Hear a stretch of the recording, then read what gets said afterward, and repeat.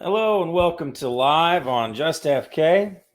Today, myself, Kory, and my lovely co-host. Fly. Yeah, we're going to be discussing just some simple changes that have happened in our lives that have, really made our lives better, actually. I think we've gotten a very positive feedback for the most part. I mean, we're a little chaotic, so sometimes, the people are suggesting that we change a few things, which Yeah. and that's we are getting into this Yeah. and we're trying to adapt. We're adapting.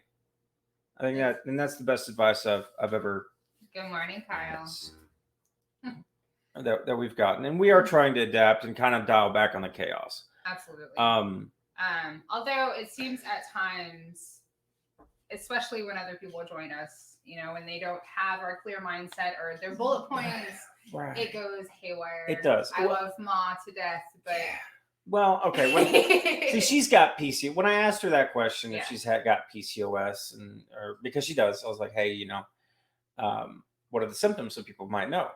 She went to go look it up on her phone, and that took like 5 minutes. When she answered, it was like we've already moved past that. Yeah. I love my mother to death. She's a little spacey, but she's amazing and amazing woman. Raised me and my brother absolutely 100% right. You want parenting tips? Send it to me, and I'll have her answer them for you. Now she does have a degree in something to do with parenting. I can't remember what it was. I know she's got a BS in science. Yeah. Oh, I've just got a BS in BS. Actually, I probably got a master's in BS by now.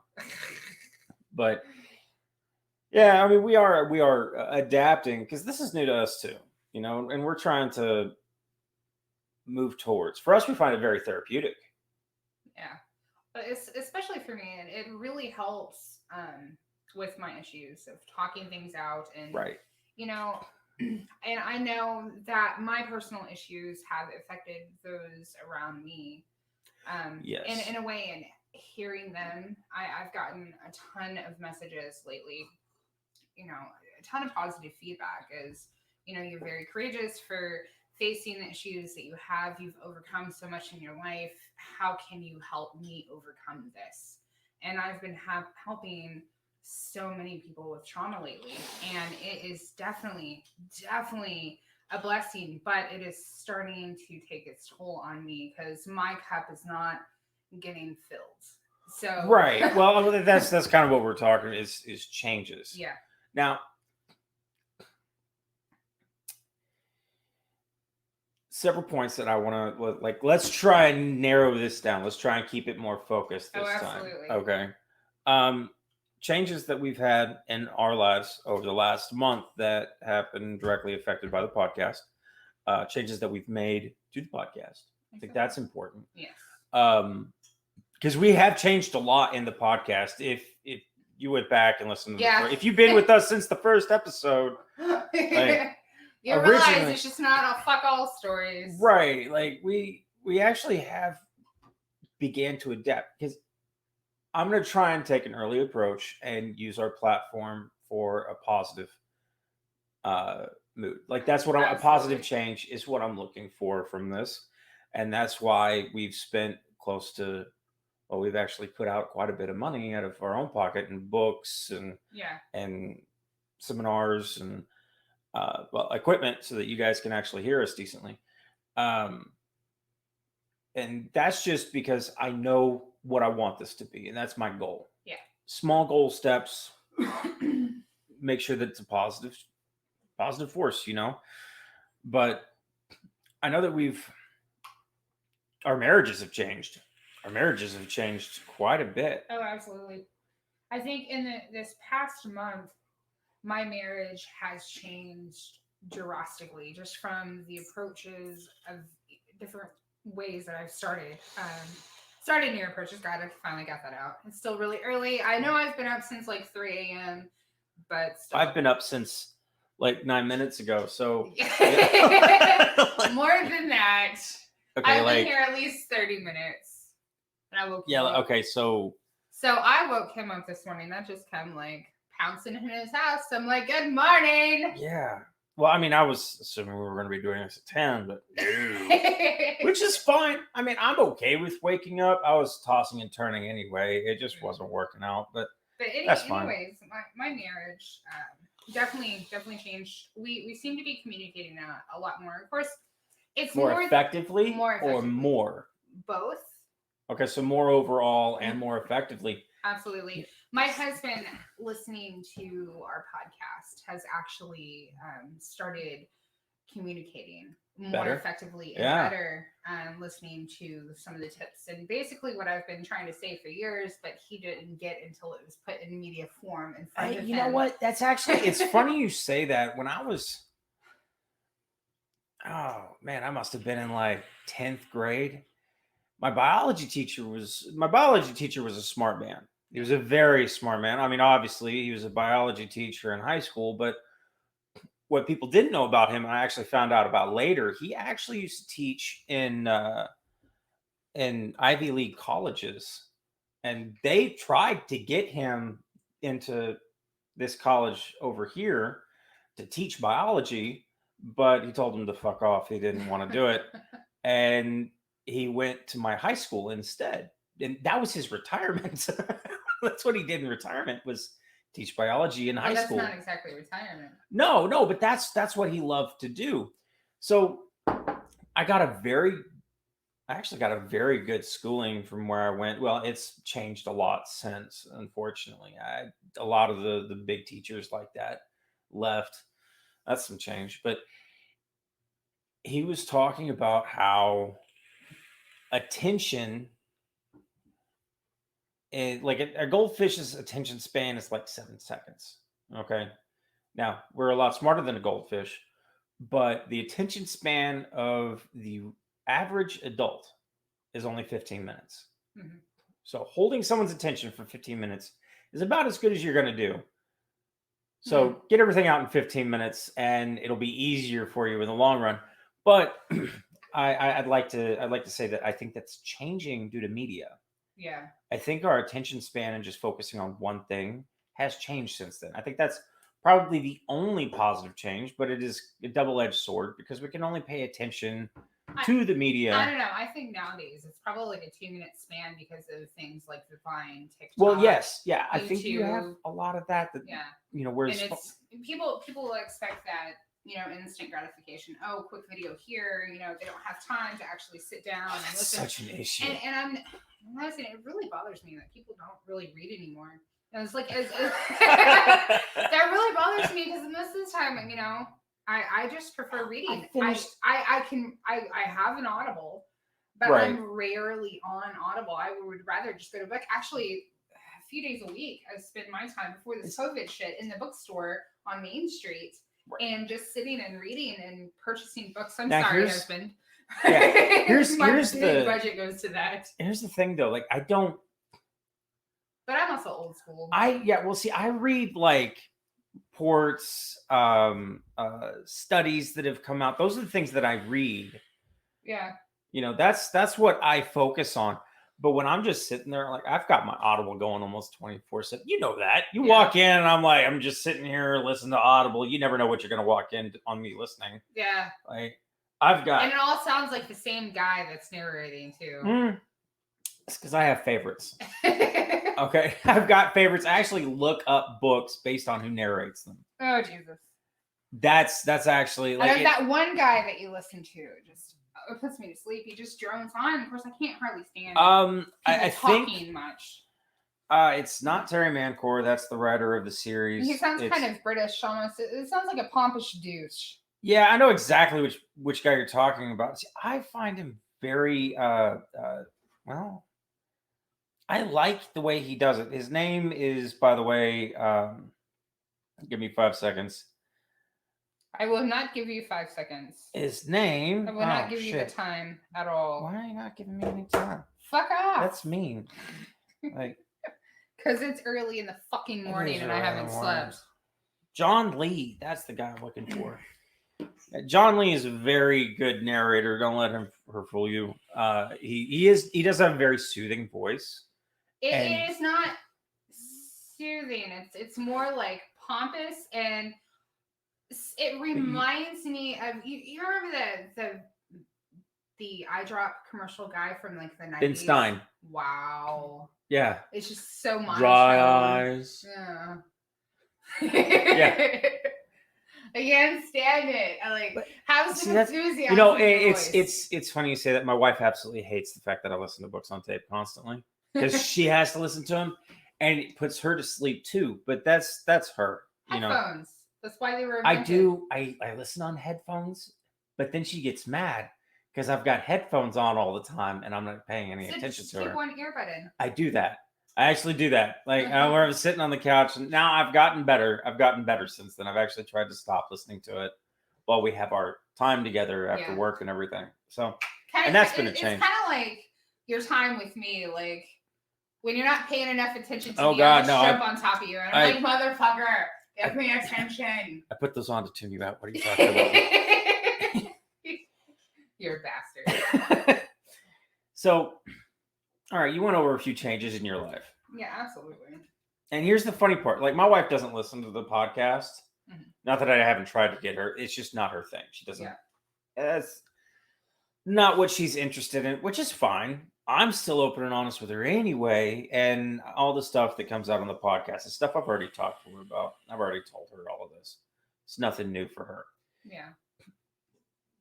Because at the same time, me reading like the books and the seminars and stuff, I immediately try to implement that in my own personal life. And I feel like, I know why I do that. I do that because of an old man that I once knew very, very well told me that when you learn something, you know it, and it's knowledge. And then eventually knowledge becomes understanding because you understand it. But when you implement that knowledge and you understand it, it becomes wisdom. And that's what I've been trying to do, is actually make this into wisdom. That's what real wisdom is. It's implementation of knowledge and understanding. And that's what I've been trying to do, especially with Marshall Rosenberg's work, because that guy's. I swear to God, I'm going to reach out to his team. I know. We're going to be like, hey, we throw his name out there like 5 times every podcast and you give him a little money. Yeah. Right. But no, I mean, and that's the thing though. Like, and I've only read one of his books and it was absolutely amazing. I've got the other one queued up. Now, I know you're going to say, oh, well, listen to the other ones. Like, I've got you. I've already bought them and they're literally just sitting in the queue. They're just sitting there. So that I've got at least 10 people right now actively listening to Marshall Rosenberg. Right. And that's just, in my inner circle. And actually, funny thing is, they're gonna look at the sales and be like, "What the fuck happened in this particular spot right here?" Yeah. All right, so it's a funny thing. So I didn't know this at the time, but many years ago, when I was in Texas, I was going through a counseling program that was based on nonviolent communication.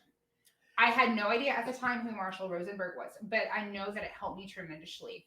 And then about 2 years ago, I met these wonderful people, Belinda and Lucas Hage, and they are absolutely wonderful. You'll see them commenting on my Facebook from time to time. What does that look on your face? Okay, well, remember Monday we were talking about some repressed memories and shit? Yeah. I remember having... Now, they don't have any counseling systems here for nonviolent communication. No, I grew up in Colorado. Yeah, they do have some in Colorado. Yeah. That's where a lot of it is based, actually. So, funny story. Hold on, let me finish mine. Okay. All right, so I met the 2 wonderful people, Belinda and Lucas, and they have become something of rather importance to me. Their marriage is actually inspired the communication in my marriage. And they're really good friends with both my husband and I. And they're very similar interests. They run the adult kink group with me. So anyways, they've opened my eyes a lot, and they opened my eyes to Marshall Rosenberg and turned me on to his books. So that's really when I first heard the name Marshall Rosenberg, and then I read his stuff, and then I sent Belinda a message, and I was like, I feel so validated right now because this is exactly the way that I communicate and exactly what I base my life off of because, and I had no idea that this right here has been what I've been doing. Right. You've got. Okay, all right. So there's been a lot of things that have come to light, and I've realized that I've got some repressed memories from some trauma, and that hit me on Monday. So my week has been kind of off.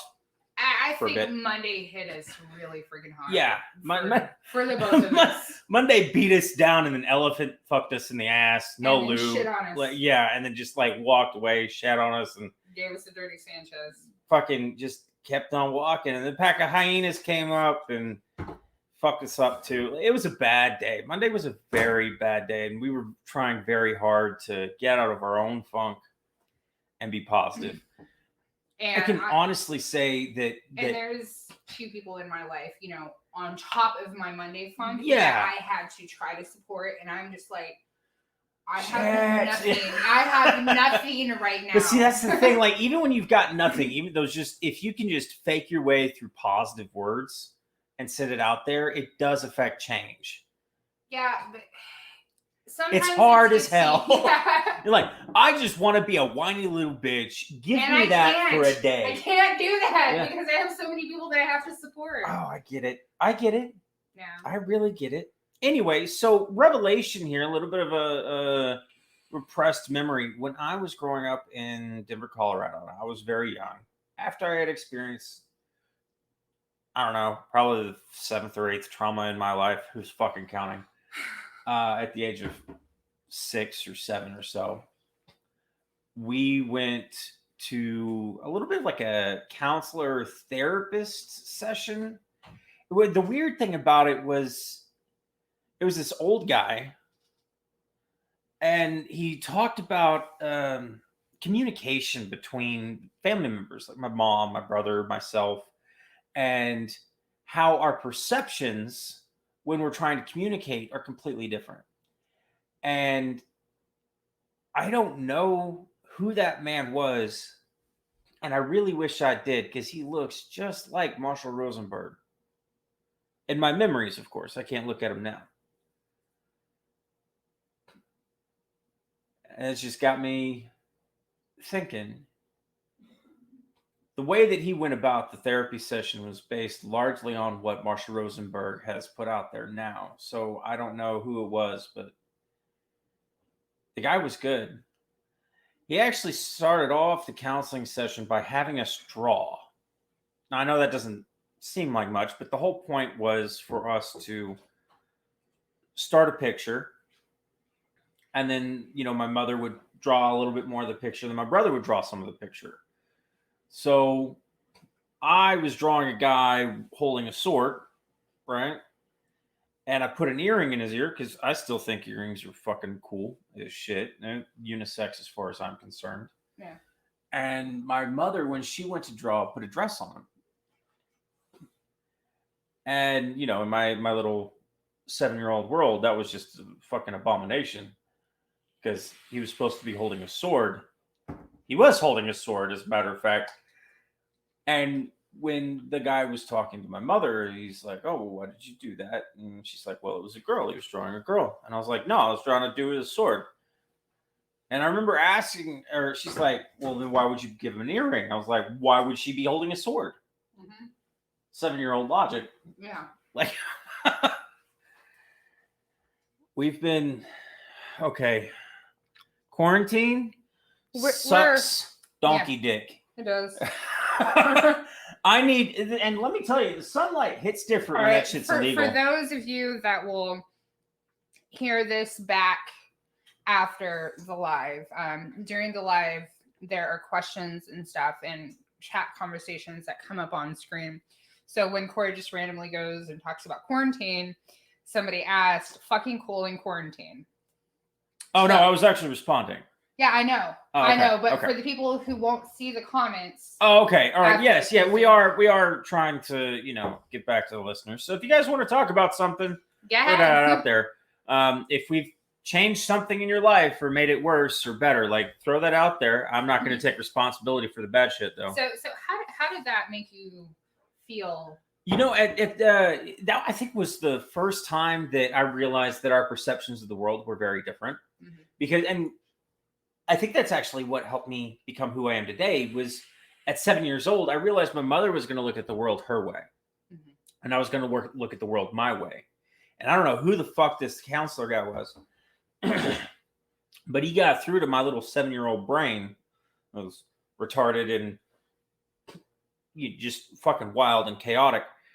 That I've got my own way of looking at the world, and it is separate from my mother's and my brother's, and that's what makes it so hard to communicate. And getting past that is the hard part. But once you do it, once you learn how to do it, everything opens up. There's an amazing world out there if you can effectively communicate. No, absolutely. And that is what has affected the most change in my life. Just that one fucking book. I read one fucking book on communication, and my wife has been a lot happier, actually.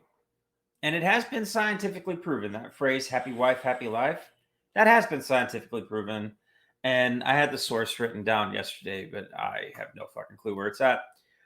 But that has been proven that if you are happier in the marriage with your wife, and your wife is happy in the marriage, your life is easy. Oh, absolutely. Because she's not trying to fucking kill you.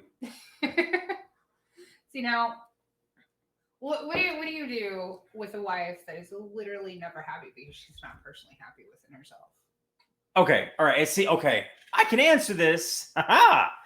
All right, so for those of you who don't know, my wife is an absolute fucking bombshell. Okay, I think everybody knows at this point. Yeah, I'm gonna keep talking about it because your wife is hotter than I am, and I'm pretty fucking God. hot. Let me tell you, like, it is so hard to just sleep in the same fucking bed because my hands want to be everywhere, and she's trying to sleep for work, so I gotta be conscientious of that and not diddle her doodle because I want to badly. Anyway, just pull her, like, when she's got her back facing you, just like literally pull her panties down and just. Yeah, you would think that would be possible, but she has this whole fucking. Okay, here's something. It is 9:00 actually in the morning, as in 8:57, because we're absolute fucking animals. Yeah, right. So, because we're in quarantine and we've been taking naps all day long for the entire week. See, that's the thing. I don't sleep at all. Okay, well, I've been stuck in a hotel room for 7 fucking days. I know. Like, but me, I don't sleep even when I have the chance to sleep, and I have a lot of chance to sleep. I can't sleep. I'm up all hours of the night, and when my anxiety is going bad, it's worse. My insomnia gets worse. Well, let me answer the question, because the question was, how do you handle an unhappy wife? Now, I'm going to change the parameters of the question. As far as... Hold on a second. 1 second. Got to change out batteries. As far as unhappy wife, I'm going to say unhappy girlfriend. Okay. And as far as unhappy goes, I'm also going to throw in there like depression, anxiety, shit like that. Okay.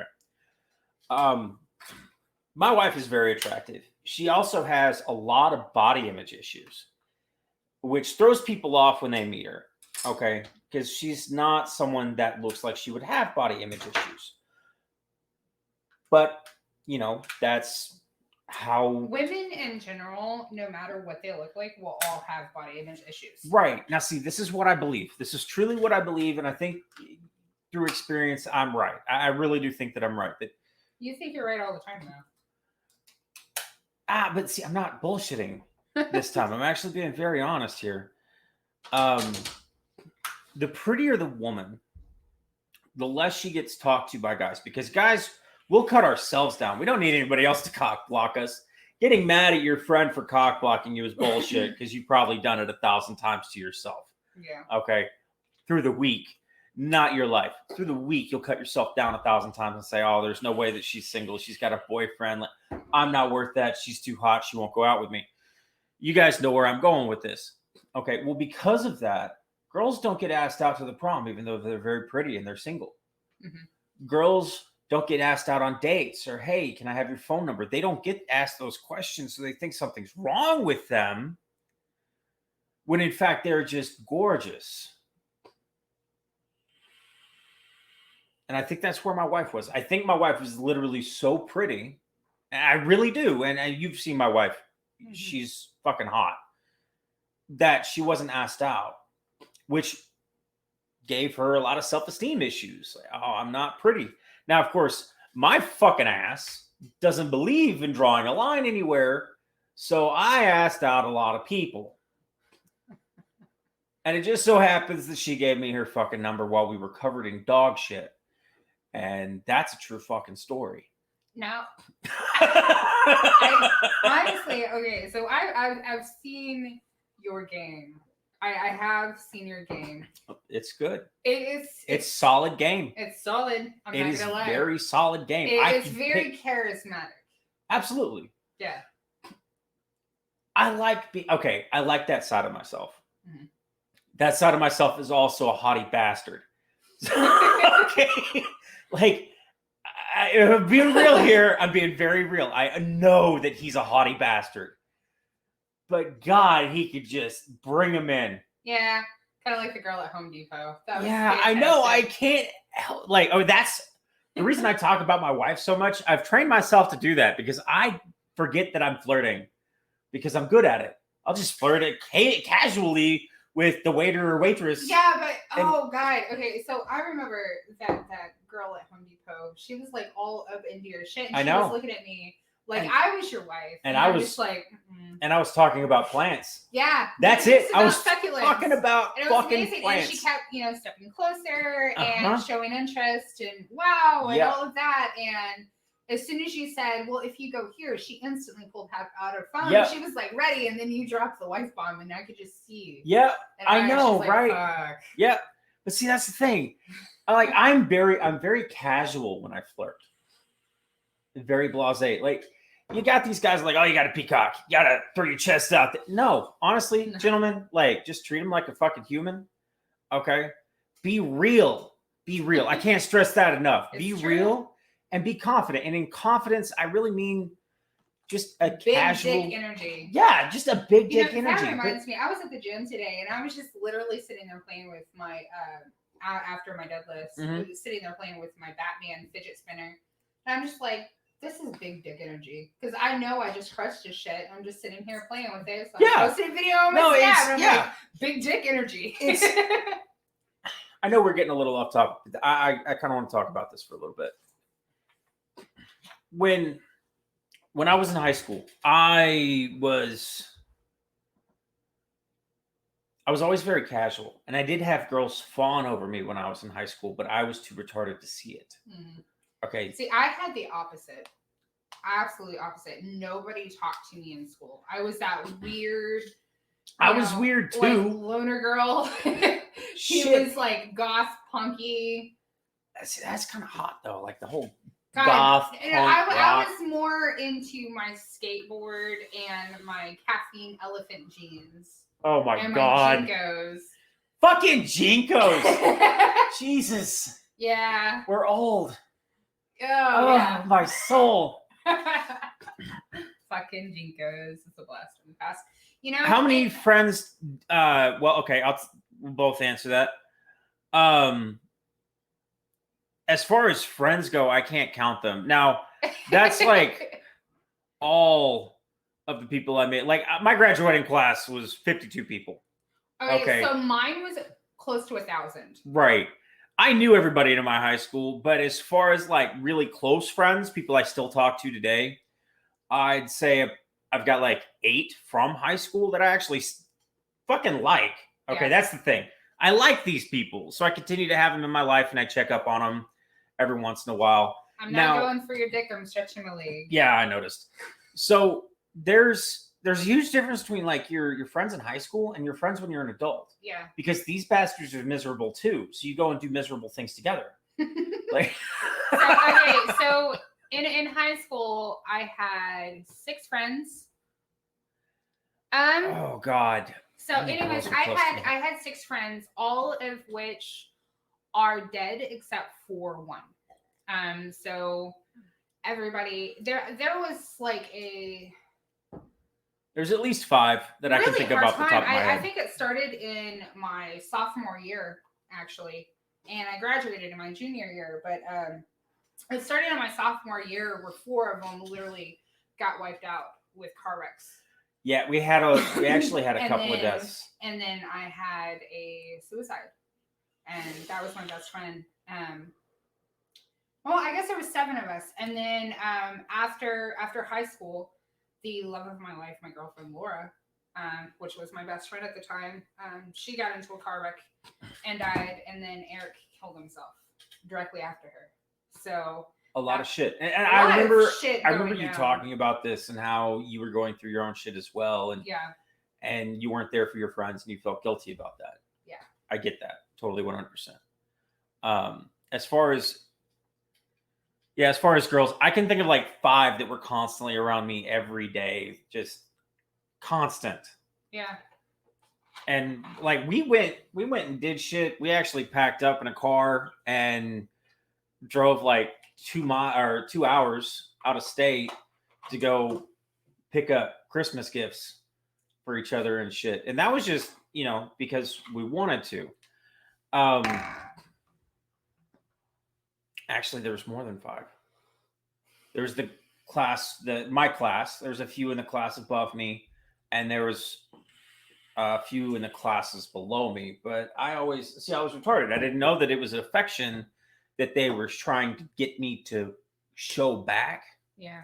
They were trying to, like weasel that shit out of me. When I was in high school, though, I was literally just focused on grades and other shit. I didn't need. Oh, women. I was not. Yeah, no, like that was I didn't focus on relationships in high school. It wasn't until I got out of high school that I actually started to focus on that. And that's when I had I call them the roaring 20s. Because like 18 to 25 was absolutely fucking amazing for me. And if you guys ever find a picture of me, just understand I'm a ugly bastard. He's not. He just looks like Pugsley Adams. That's and he is not the kind of guy you want dicking you down, though. Bullshit. Okay.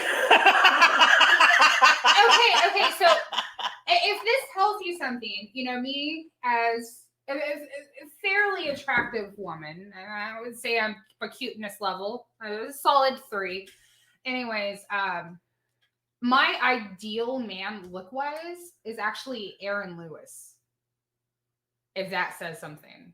Or Adam Sandler. Like, they're not great looking guys. Right. But they have personalities to make up for it. And, they've got like that cuddly spirit. Yes. Okay, so as far as my virginity, I think it was 19 or 20. It was right around there. It was right after high school. There's I'm going to say there's too many sexual questions coming from one of the commenters. So I'm like, I don't care. Just kind of dial that back a little bit because it's going to make me a little bit uncomfortable. Well, you're effectively communicating, and I can appreciate that. But this has been quite a sexual podcast.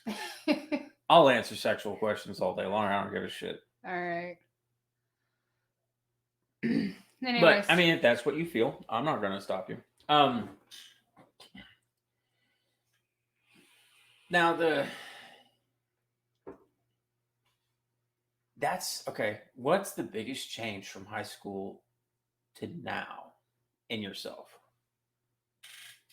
The biggest change from high school to now in myself. More social. I am not that closeted, do not talk to anybody, and which is good for me. I will walk up and talk to anybody and, I'll just be random in the store, but it's definitely communication. I was not great at communicating in high school. I was quite an angsty person. I was Thank you, sir. I was pretty neurotic actually. Even some of my best friends, they looked at me and they're like, "You're such a cunt sometimes," because somebody will just walk up and talk to me, and I'm just like freaking out in my head, going, "Oh no, what do I do?" And My wife does that. I just literally look down at the floor and walk away. I don't say anything, and that's what I used to do in high school. I'm just like cannot talk to anybody because I was so afraid of allowing anybody in. And I didn't start coming out of that until I was like 17. Yeah. My wife does that. Like, she's got some serious anxiety issues. Yeah. And she refuses to get any kind of help for it. So I, as her husband, as the man who was dating her for several years, that was my main. I might not be the best for my own life. Yeah. I make shit decisions for myself, but when it comes to somebody I love, man, I'm good at that. I'm good at affecting change, positive change in people I love. Yeah. That I feel is my gift. That's what I do best. You know, remember my wife in college?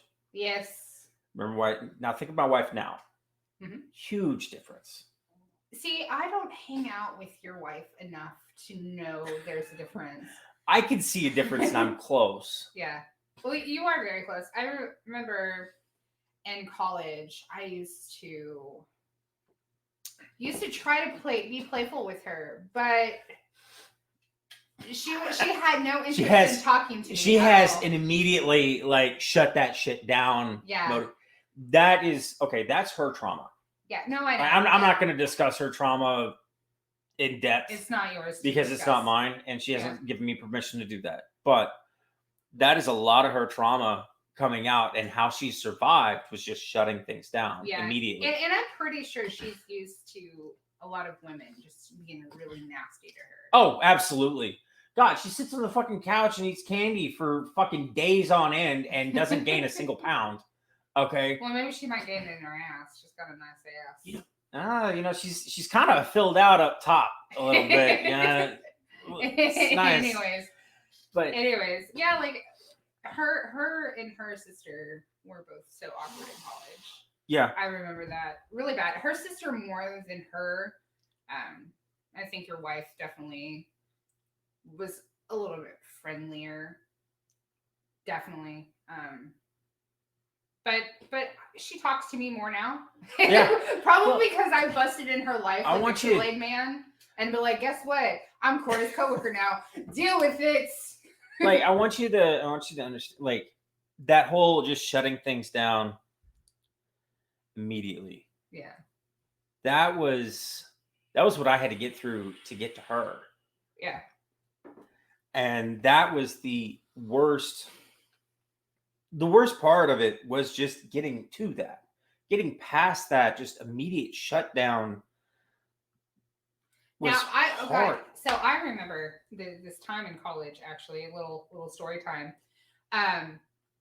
When my ex at the time was so convinced that he could pick up, because I had put so much into that relationship and pumped him up so much, he was absolutely convinced that he could literally take home any woman that he could. So we're Brandy and your wife were the two that he was trying to knock up on all the time. Yeah. Oh, and he would do it in front of me to try to make me feel bad about myself. And then after he did it, he went and told me, well, it's because you're so fat. That's so fucking narcissistic. Keep in mind, when we first got together, I was a size 12-ish. Like, I was very, very put together. Right. And then I had a kid, and then after the kid, I ballooned up because of health issues. Right. But even before then, even at 190 pounds. Knock, knock. Who's there? Some who? Some asshole asking for a knock, knock joke. Ha! All right. Sorry, dude. You're the butt of that joke. But no, like, as far as college, as far as where we are now, like, I'm actually very comfortable with where I am now, and that's dangerous. Yeah. But I'm also comfortable in the fact that I'm continuing to change. I'm okay with that because I know I'm getting better. See, I don't know. I'm never comfortable in life. I'm always trying to, inspire some sort of change and just basically not be complacent because I know a complacent me is a dangerous me and a lazy me. I get to the point where I get complacent and I lose all of my drive and my passions. And I was there a few years ago to the point where you know how much I paint and do art and all that Yeah. stuff. I didn't even pick up a freaking paintbrush. I didn't pick up my tablet for writing, drawing, nothing. And I just had no aspirations in life whatsoever. Like I stopped playing music, I sold my drum kit. I did everything. I sold my violin and it's like I lost nothing. And then I started going down a really negative depression. You gave up a lot of things really quickly though. Yeah, I did. And that was not good. No. It's always the steps. Like if you want to, get rid of a few things, fine, but if you get rid of everything that really goes into hobbies. Okay. Exactly. And you affected the wrong kind of change. Hobbies are always good. Yeah. Let me just say, as a married man, hobbies are amazing. Okay. I've actually started restoring some knives that my mother has. And that's been amazing. I enjoy the work. I enjoy working with my hands. I'm actually very good at it. And it takes me a little bit longer because I don't have any professional machines, any big fucking thing that I can actually just like done. Yeah. So everything that I do is done by hand, which takes a lot longer, but it also gives me more of an outlet. Mm-hmm. And I have to focus a little bit more. And that I find helps me immensely. Now, my wife's hobby, I bought her that drawing tablet over there for like $6,000 a couple of years ago. And I don't think there's been a day where she hasn't used the damn thing. Yeah. And she's constantly drawing. She's an amazing artist. Truly amazing. She draws some really creepy shit. She's really good at it. Oh, my night staff actually drew something, and I'm going to show you this. While we're waiting on pulling something up. Oh, that's kind of cool. Right? Is that Siren Head? Yes. No, my kids have been talking about him lately. Yes. What is the deal with him? The fucking siren noise in the movies and whatever. I don't know. All I know is that it's constant. Yeah. I'm constantly seeing that shit on TikTok. See, I haven't seen it, but my kids have been talking about it lately, and I'm like, is that a Silent Hill character? I don't know. I don't know what he's about the video kind of looks like a Silent Hill character. Yeah. No, it kind of does. But that's actually the first time I've seen him. My kid has explained it to me, and I'm just like, I don't care. Yeah. It's. I think it's like the Stranger Things. I think it's on Stranger Things. I'm not 100% sure. I think I maybe watched a half an episode before it lost my interest. Actually, oh my god! So I did find a new show. It's called Normal People on Hulu, and I just started watching it yesterday, and I started binge watching it actually for the first time in a long time, and I was watching the female character progress, Marianne, and I'm like, fuck, that is resonating within my soul because that is me to a T. Me and my wife started watching Ash of the Living Dead, the new TV series from Netflix. Yeah. I guess it's not new anymore, but oh my god. Like, talk about, see ya next time. Tuesdays and Thursdays is when we do podcasts. We're doing lives. So, well, for the foreseeable future. So... Yeah, anyway, so we've been watching Ash. We watched like 5 episodes last night. And it's like I stepped right back into the 90s and I'm watching Army of Darkness again. And I'm like, oh my, what the fuck? This is amazing.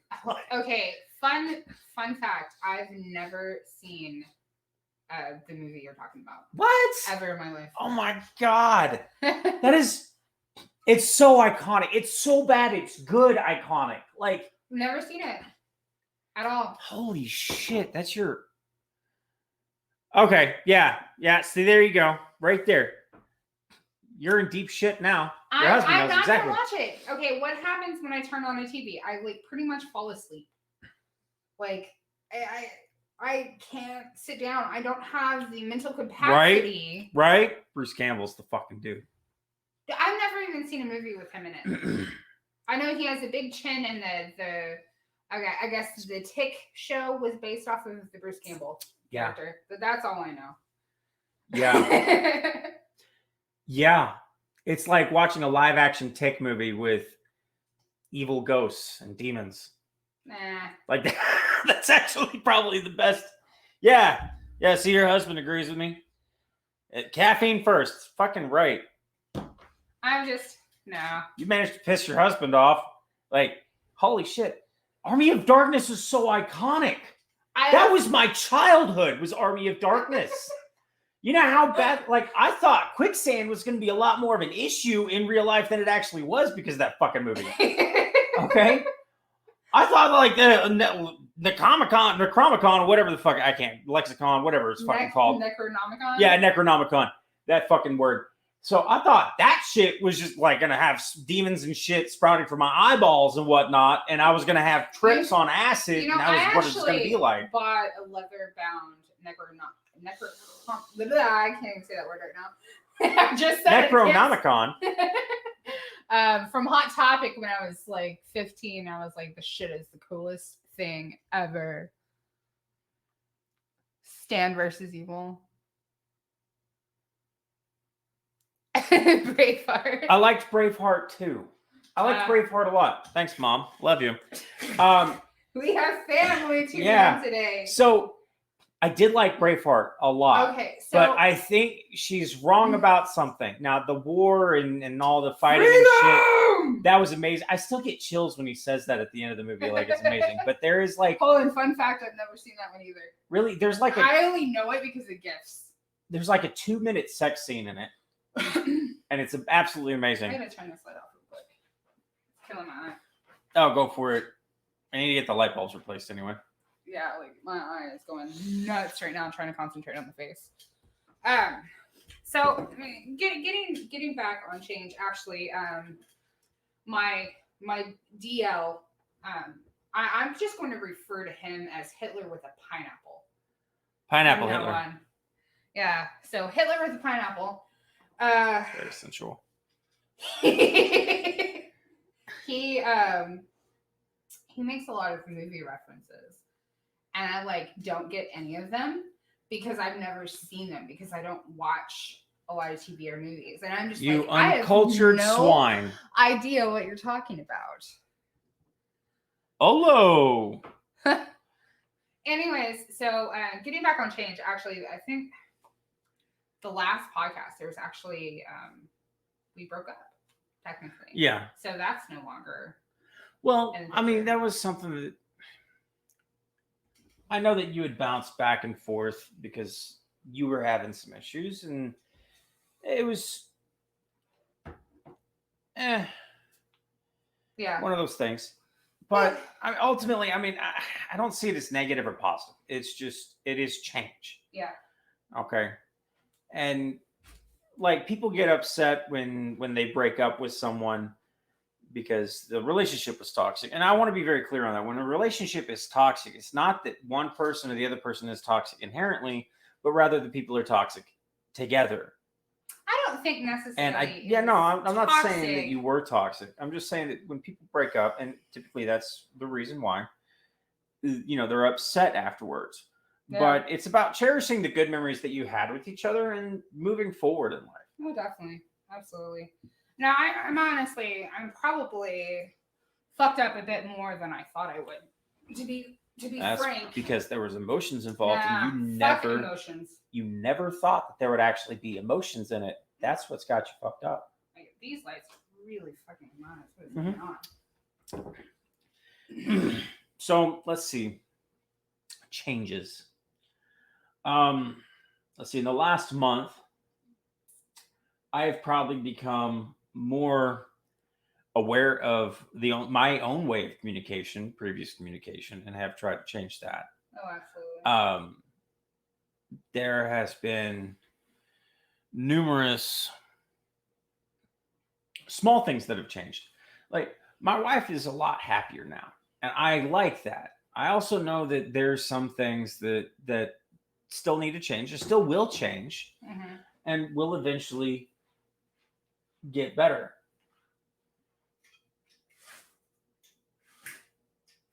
No, you can't close that. Sorry. Yeah. Are you okay? Are you starting to get a migraine? I think I'm starting to get a migraine. Yeah. You want some caffeine? No, no. It's just the lights messing with me. It's showing Okay. my vision doing weird You want things. here? I got some sunglasses. No, it's not that. It's I've got the spots starting and the halos starting. Right. We're fine to talk for a bit. Okay. Anyway, so back to what I was saying. I've actually become a lot more knowledgeable about communication in the last month. Um, actually, my mother's got. Yeah, there you go. My mother just said change is a process, and you have to take it one step at a time, but always love forward. Yeah. Very true. That's very true. Always love forward because you'll get love back. It's kind of like that. Have you ever watched Pay It Forward? It's a fantastic movie with that kid from The Sixth Sense. I highly recommend that movie as well. Pay It Forward is absolutely amazing, and there's a wonderful message tied to the movie. It's also very sad, but it's a very good movie. And you don't have to have the light on. I'm fine with the lights off. No, I just have a particular spot in my eye where part of my vision is gone right now. Oh, okay, gotcha. But the movie Pay It Forward does have a very positive message. It also comes with a very sad message as well, is that we usually take things for granted until we have them or until we lose them. Mm-hmm. And that's unfortunate. It's very unfortunate because, like, how are you feeling with loss today?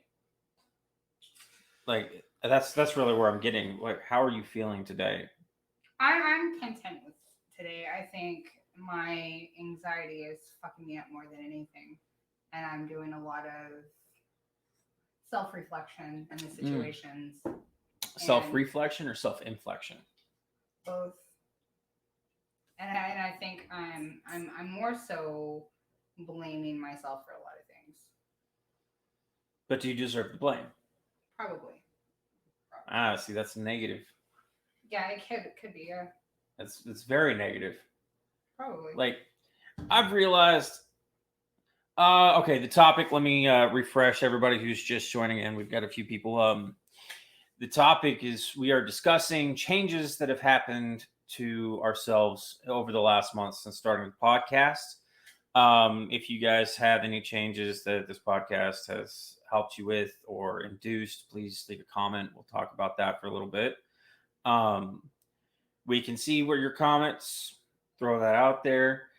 We're actually talking about a change that happened today in my co-host Floy and her relationship. We've gone over several things so far, but right now we're talking about how her and her DL broke up. Hitler with a pineapple. Hitler put with a pineapple. Sorry, because you find that attractive. And I meant that sentence exactly the way it sounded. Yeah. Yeah, we're talking about the change and how that's affected her in the long run. Well, not really the long run, but short term so far. And how she feels guilty. And she feels like she caused it and that she deserved it. And well, not just that. I feel like I potentially could have harmed someone who is rather important. Okay, so you feel guilty.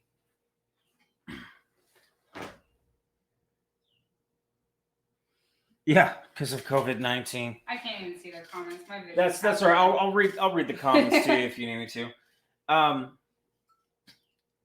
Like, okay, as far as like blaming yourself, I feel like that's very negative.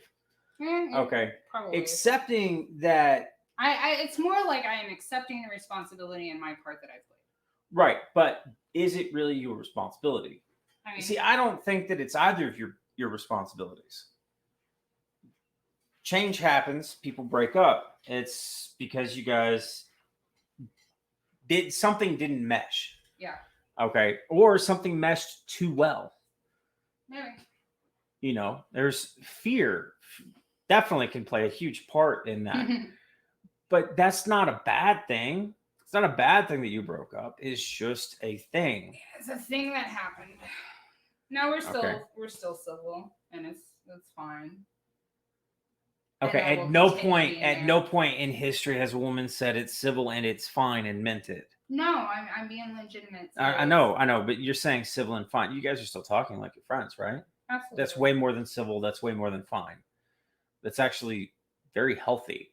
Yeah. That's the healthy way to do it, where you're still civil and you break up with someone as an adult. Now, that's only accomplished if both parties can act civil. Because once one party decides to go off the rails and sideline everybody, then that's out of the question. You can't be that. You got to make sure to cover your ass, but always act civil. Oh, yeah, absolutely. Doesn't mean it's going to be civil. It just means you act civil. I think honestly it will be civil, and everything will work out how it's meant to work out. I'm probably just over analyzing everything continuously. Yeah, all the time. All the freaking time. That's my downfall, especially when my anxiety is bad, which is why I haven't slept in 2 days. You know, we've had a bad week. We've had a very bad week, me and you. God. Professionally, personally. The week needs to end. It's so close. We're right there at that. So close. I just need the weekend and some time and melting my brain with video games. I'll feel better by Monday, you know, but I haven't been able to sit down and melt my brain with video games for a bit. Yeah. Okay, we're going to have to end this podcast. My head is splitting at the moment. And my vision is like totally gone at the moment. So I am sorry, listeners. That was unexpected. I felt fine. It felt great. And then all of a sudden my vision just disappeared and now I have a migraine. You know, try having some coffee. Maybe that'll help out a little bit. It's got some caffeine in it. This is the first one like this that I've had in a couple of years, or has it been months? It's been about 2.5 years. Okay. And since I've lost my vision, so I apologize, guys, but I'm signing off. We've talked for about an hour. I'll go ahead and end it up. Go ahead and sit in the dark for a little bit. It looks like Floy is had to. Well, I know she's got a migraine coming on. I can tell. We're gonna go ahead and cut it off early today and hope that she gets better. We will be having another podcast. Are we going to do another podcast Tuesday, or you want to do one over the weekend?